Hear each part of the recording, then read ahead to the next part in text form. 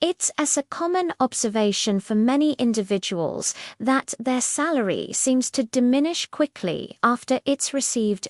This phenomenon isn't always about the absolute amount of income, but rather the relationship between income and expenditures. Understanding the mechanics behind this can offer clarity. Let us examine some of the structural and behavioral factors that contribute to a salary not lasting until the next payday. This occurs when an individual's spending increases as their income grows.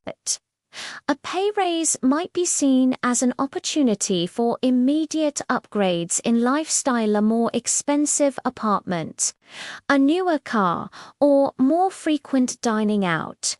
While these purchases may feel justified by the higher income, they effectively absorb the extra earnings, leaving the individual in a similar financial position as before, just with a higher cost of living. The net effect is that the feeling of financial scarcity persists, even with a larger paycheck. The salary doesn't last because the baseline of expenses has risen to meet it. Another significant element is the prevalence of fixed versus variable expenses. Fixed expenses are predictable costs that remain relatively constant each month, such as rent or mortgage payments, loan installments, and insurance premiums. Variable expenses, on the other hand, fluctuate. These include costs for groceries, transportation, utilities, and discretionary spending, like entertainment. A high proportion of fixed expenses can create financial rigidity. If a large portion of a salary is immediately allocated to these non-negotiable costs, the remaining discretionary fund is small. Any unexpected variable expense, like a car repair or a higher than usual utility bill, can easily deplete what's left, making it seem as if the money has vanished. The psychological aspect of spending also plays a crucial role. This is often referred to as mental accounting, a concept from behavioral economics. People tend to mentally categorize their money into different accounts. For instance, a salary is often seen as the main account for serious bills, while a small windfall or bonus might be mentally labeled as fun money, making it easier to spend impulsively immediately after payday. The feeling of being flush with cash can lead to a temporary relaxation of spending discipline. This can result in a significant portion of discretionary income being spent in the first week or two of the pay cycle, leaving very little for the subsequent weeks. This front-loading of expenses creates a cycle of abundance, followed by scarcity. The impact of small, recurring purchases is often underestimated. This is sometimes called the latte factor, a term that illustrates how minor, frequent expenses can accumulate into a substantial sum over time. Daily coffees, subscription services, in-app purchases, and convenience foods might seem insignificant on their own. However, when added up over a month, they can account for a considerable chunk of a person's income.